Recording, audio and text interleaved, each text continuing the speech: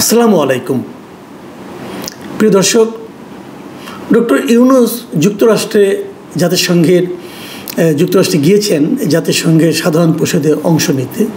ভাষণ দিয়েছেন উনি শুক্রবার দিন, এবং সেই ভাষণকে কেন্দ্র করে এরই মধ্যে নানা ধরনের ঘটনা কিন্তু ঘটেছে। আমরা এর আগেও দেখেছি ওনার এই গমনকে কেন্দ্র করে, ওনার সঙ্গে পলিটিক্যাল লিডারদের যাওয়াকে কেন্দ্র করে, এবং সেটা ওখানে যাওয়ার পর নানা ধরনের অঘটন, হেনস্থা, এ সমস্তকে কেন্দ্র করে গত 2-3 দিন মিডিয়াতে, বিশেষ করে সোশ্যাল মিডিয়াতে নানা ধরনের বক্তব্য প্রচারিত হয়েছে। সেই বক্তব্যগুলো আমার কাছে পার্সোনালি খুব একটা আমি এনজয় করিনি। এটা আমার কাছে ভালো লাগেনি যে ডক্টর ইউনূস ভালো মন্দ যাই হোক, উনি তো আমাদের দেশের একজন প্রতিনিধি, তাকে নিয়ে এগুলি কেন হবে? এবং উনিই বা কেন পলিটিক্যাল লিডারদেরকে ওনার মানব ঢাল বানিয়ে নিয়ে যাবেন, এবং এদের নিয়ে যে উনি কী কাজটা করেছেন? ওনার কি খুব প্রয়োজন ছিল এই পলিটিক্যাল লিডারদের ওনার সঙ্গে নেওয়ার?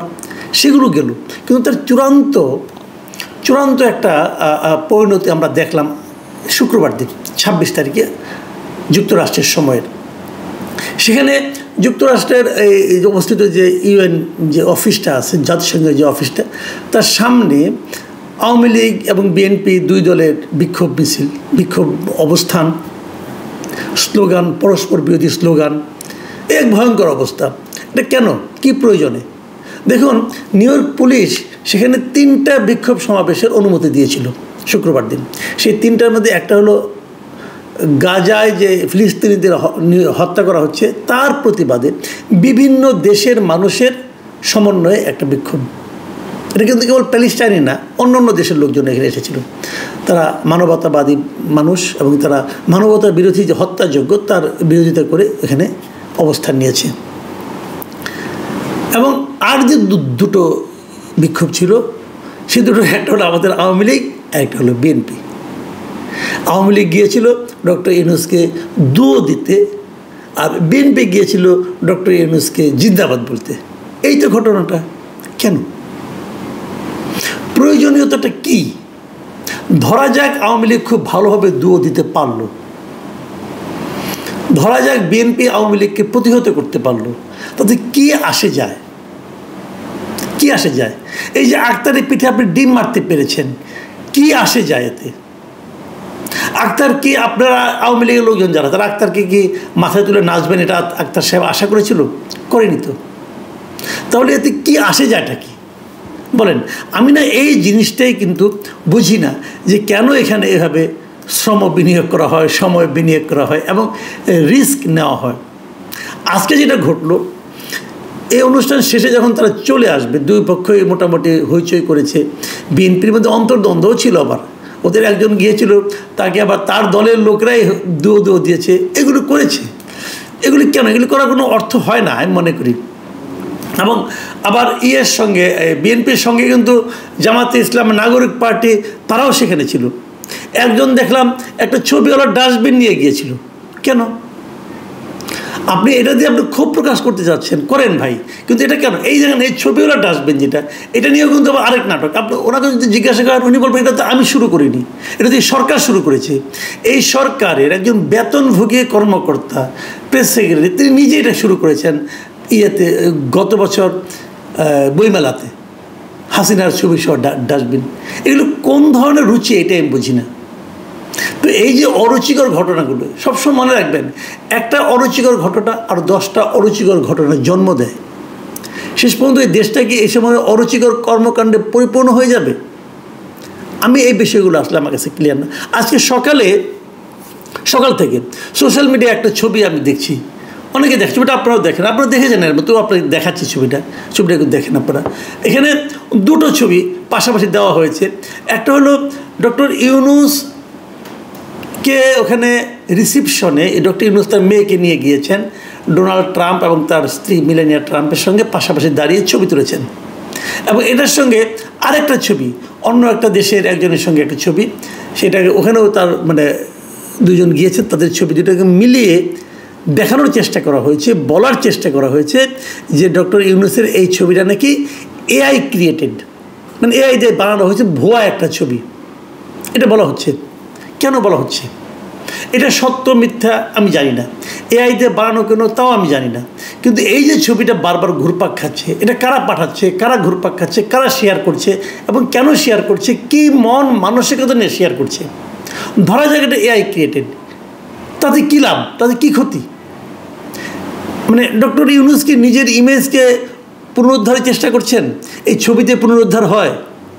এদেশের মানুষ ওনাকে যেভাবে দেখে, গত 1 বছরে উনি যা যা করেছেন সেটা দিয়েই তো মানুষ তাকে বিচার করবে, তাই নয় কি? উনি তো ওনার অবস্থান খুইয়েছেন, উনি ওনাকে অনেক নিচে নামিয়ে ফেলেছেন অলরেডি। আর কি উঠাবেন? ট্রাম্পের সঙ্গে একটা ছবি তুলতে পারলে বা কি? শেখ হাসিনাও তো জো বাইডেনের সঙ্গে ছবি তুলেছিল, তাতে কী হয়েছিল? ওই ছবি ওনাকে রক্ষা করতে পেরেছিল? পারেনি তো। ছবি কাউকে রক্ষা করতে পারে না। রক্ষা করার জন্য জনগণের আপনার কাছে যেতে হবে, জনগণকে আপনার কাছে নিতে হবে। সেটাকে ওনারা করতে পেরেছেন? ডোনাল্ড ট্রাম্পের ওখানে ছবি তোলা না তোলা এতে কিছু যায় আসে না ভাই। ডোনাল্ড ট্রাম্প তো মোদিকেও মাই ফ্রেন্ড বলে অভিহিত করতেন। মোদি তো ওখানে যেয়ে বলে এসেছিল আপকা বার ট্রাম্প সরকার, তো অনেক কিছু তো বলছে। তাতে কী হয়েছে? ইন্ডিয়ার সঙ্গে ডোনাল্ড ট্রাম্পের সম্পর্ক কী অবস্থায় আছে বলেন? একটা ছবিতে কিছু হয় না, স্থায়ী হয় জনগণ। আপনি জনগণের কতটা হৃদয়ের কাছে যেতে পারলেন সেটাই হলো ঘটনা। বাকি সব এমনি এমনি, ওগুলির কোনো মূল্য নাই ভাই। এটাই দুনিয়ার নিয়ম। দেখুন ডক্টর ইউনূস ওখানে কী বলেছেন, সেই যার সঙ্গে সাধারণ পরিষদের বক্তব্যে উনি কি, আমি বলি না একটা মাত্র আমি লাইন আপনাদেরকে পড়ে শোনাবো। তিনি বলেছেন যে বিগত 1.5 দশকের অভিজ্ঞতায় আমরা দেখেছি যে জবাবদিহিতা ছাড়া কোনো উন্নয়ন ক্ষণস্থায়ী ও ভঙ্গুর, যে কোনো উন্নয়ন ক্ষণস্থায়ী ও ভঙ্গুর। মানে উনি বাংলাদেশের উন্নয়ন সম্পর্কে বলতে যে বলেছেন যে যদি এই যে উন্নয়নগুলি হয়েছে, এই উন্নয়নগুলি যদি জবাবদিহিতা না থাকে তাহলে এই উন্নয়ন ক্ষণস্থায়ী, এই উন্নয়ন টিকবে না, টেকসই না বলেছেন। ভালো কথা, ওনার কথা কিন্তু একদম আমি উড়িয়ে দিচ্ছি না, একদম সত্য কথা বলেছেন। যে কোনো উন্নয়ন করেন, কাজ করেন, জবাবদিহিতা থাকা উচিত। এই যে পদ্মা সেতু হয়েছে, জবাবদিহিতা কি ছিল? ছিল না, টাকা চুরি হয়েছে। এই যে মেট্রো রেল হয়েছে, জবাবদিহিতা কি ছিল? ছিল না, টাকা চুরি হয়েছে। মানে ধরা যাক কথার কথা যে এই ব্রিজগুলো করতে 10 টাকা খরচ হয়েছে, আপনি 35 টাকার বিল করেছেন, মানে 25 টাকাই মেরে দিয়েছেন, ধরে নিলাম, মানলাম। কিন্তু চুরি যারা করেছে করেছে, কিন্তু ব্রিজটা তো রয়ে গেছে। ব্রিজটাকে দিয়ে এখন মানুষ সুফল পাচ্ছে না? পাচ্ছে। আপনি যদি এরকম আরেকটা ব্রিজ করে প্রমাণ করতে পারতেন যে কম খরচে ব্রিজ করা যায়, দেখো আমি করিয়ে দিলাম, অথবা একটা কম খরচে একটা কাজ করা শুরু করে দিতে পারতেন, করে দেখাতে পারতেন, এই দেখেন এত টাকা খরচ করেছে, 35 টাকা খরচ করে ব্রিজ বানিয়েছে, আমি 15 টাকা খরচ করে ব্রিজ বানিয়ে দিলাম, অথবা 10 টাকা খরচ করে ব্রিজ বানিয়ে দিলাম, অথবা কাজটা শুরু করে দিলাম। যদি করতে পারতেন গত 1 বছরে, তাহলে মানতাম যে আপনার এই কথার মূল্য আছে। পেরেছেন? পারেননি তো। নিজে কাজ করে প্রমাণ করুন, তা তো পারেননি। কাজে এই কথা আপনার মানায় না। বরং আপনি যখন এই কথা বলেন তখন মানুষ বলে যে আপনি নিজে কতটুকু জবাবদিহিতার মধ্যে আছেন, আপনি যা যা করছেন জবাবদিহিতা আছে। এই যে আপনি পোর্ট দিয়ে দিচ্ছেন বিদেশিদের কাছে, জবাবদিহিতা আছে। কার কাছে জবাবদিহি করেছেন? আপনি কোনো টেন্ডারের মাধ্যমে একটা পার্টিকে আপনি ঠিক করেছেন, আপনার পছন্দ হয়েছে একটা পার্টিকে, তাকে দিয়ে দিয়েছেন। আপনি বলছেন এরা নাকি সব খুব ভালো অপারেট করে। ভালো অপারেট আর কেউ করে না। সারা দুনিয়ার সব পোর্টকে এই একটা কোম্পানি করে। একটা বেসরকারি কোম্পানিকে আপনি একটা পোর্ট দিয়ে দিলেন, কিসের উপর ভিত্তি করে দিলেন? কার কাছে জবাবদিহি করেছেন? আপনি করেননি। মানবিক করিডোর দিচ্ছেন, কার কাছে জবাবদিহি করেছেন? আপনি করেননি। করেছেন সেন্ট মার্টিন বন্ধ করে দিয়েছেন, কার কাছে জবাবদিহি করেছেন? কারো কাছে করেননি। নিজের 666 কোটি টাকা কর আপনার বিরুদ্ধে হাইকোর্টের রায় হয়েছে, সেটা আপনি বাতিল করে দিয়েছেন। আপনার বিরুদ্ধে একটার পর একটা মামলা আপনি নির্বাহী আদেশে প্রত্যাহার করে নিয়েছেন। কার কাছে জবাবদিহি করেছেন ভাই? কারো কাছে করেননি। এইগুলি জবাবদিহি আপনাকেও করতে হবে। আপনার পরে কোনো একজন যে রাষ্ট্রনায়ক যে ওই জাতির সঙ্গে বলবে আপনার ব্যাপারে, প্রস্তুত থাকেন। দুনিয়াটা এরকমই। আমি এই কথাটাই বলি যে যা দেখছেন এটাই চলমান, এটাই চলবে, আর এর শেষ হবে না, এরকম মনে করার কোনো কারণ নেই। দুনিয়াটা বড় বিচিত্র। আপনি যা বলবেন একদিন সেটা আপনার দিকেও আসবে। আর আওয়ামী লীগ বিএনপিকে বলি, যারা ওখানে যে মারামারি করেন, কাটাকাটি করেন, আপনার নেতার জন্য জিন্দাবাদ বলেন, ভাবেন দেখবে আজকে দেখলাম বিএনপির এক লোককে জেলে নিয়ে গেছে, আওয়ামী লীগের এক লোককে মারছে, মায়ের খেয়ে সে লোকের দাঁত পড়ে গেছে, সে হসপিটালে গেছে। এই যে আপনার দাঁতরা শাহাদাত বরণ করলো, কার জন্য বরণ করলো ভাইয়া? কার জন্য? এই আওয়ামী লীগের নেতৃত্ব, আবার তাদেরকে আপনি আনতে যাচ্ছেন। কারা সেই নেতৃত্ব? যারা এস আলমকে করেছে, পেট্রোনাইজ করেছে, আজিজ খানকে পেট্রোনাইজ করেছে। এরা কোথায় এখন? এরা তো কেউ বাংলাদেশের নাগরিকও না। এস আলম সিঙ্গাপুরের নাগরিক, সে বাংলাদেশের নাগরিকত্ব ত্যাগ করে সিঙ্গাপুরের নাগরিকত্ব নিয়েছে, আর আমার দেশের ব্যাংক লুটপাট করেছে। কে করতে দিয়েছে? এই শেখ হাসিনা করতে দিয়েছেন। অস্বীকার করতে পারবেন উনি? উনি এর বিরুদ্ধে কোনো অ্যাকশন নিয়েছেন?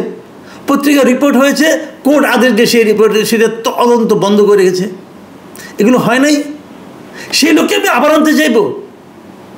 অনেকে তুলনা করেন, আওয়ামী লীগ আমলে ভালো ছিলাম না, এই ভালো ছিলাম। ভাই দেখেন, আওয়ামী লীগ আপনি কেমন ছিলেন? আওয়ামী লীগ আমলে আমরা খুব খারাপ ছিলাম, খুবই খারাপ ছিলাম। আমাদের মানে ছিল না, বাক স্বাধীনতা ছিল না, আমাদের গণতান্ত্রিক অধিকার ছিল না, আমরা ভোট দিতে পারতাম না, সব শেষ হয়ে গেছিল। এখন আমি কি আওয়ামী লীগের সঙ্গে এই সরকারকে তুলনা করবো না? করবো না। আমরা তুলনা করব, আমরা কি চেয়েছি, আমাদের কি প্রত্যাশা, তার সঙ্গে তুলনা করব। সেই প্রত্যাশা আওয়ামী লীগ আমলেও নিহত হয়েছে, এই সরকারের আমলেও নিহত হচ্ছে। আওয়ামী লীগ এবং এই ইউনূস সরকার, এই দুটোর মধ্যে তুলনা করার জন্য আমরা বসি নাই। আমাদের বক্তব্য হলো, আমাদের যা দরকার সেটা আমরা পাচ্ছি কিনা, সেটা পাওয়ার জন্য আমরা আন্দোলন করব। যদি ইউনূস সরকার দিতে না পারে, তার সমালোচনা করব। এখন আওয়ামী লীগ সরকার খারাপ ছিল জন্য ইউনূসের সমালোচনা করা যাবে না, এটা কিন্তু আমি মনে করি না। আগামীতে যে সরকার আসবে, তারা যদি আমাদের চাহিদা মেটাতে না পারে, তারও সমালোচনা করব। তখন লোকে বলবে, ভাই আপনারা তো সবারই সমালোচনা করেন। হ্যাঁ, সবারই সমালোচনা করব। যতদিন পর্যন্ত আমাদের প্রাপ্যটা আদায় না হবে, ততদিন পর্যন্ত প্রশ্ন করতে হবে। যতদিন পর্যন্ত আমরা যা চাই, মিনিমাম যে চাহিদা আমাদের, সেই চাহিদা আদায় না হবে, ততক্ষণ পর্যন্ত আমরা ক্ষমতাকে, রাষ্ট্রকে, সরকারকে প্রশ্ন করব। সরকারে কে আছে আমি দেখার দরকার নাই। আওয়ামী লীগ, বিএনপি না ইউনূস না কে, আমার জানার কোনো দরকার নাই। আমার কথা হলো, ওখানে যেই বসে থাকুন, তার দায়িত্ব আমাদের সেবা করা। সেবা করতে না পারলে চলে যান, বিশেষ কোনো পীড়িত্ব নাই, তাই না?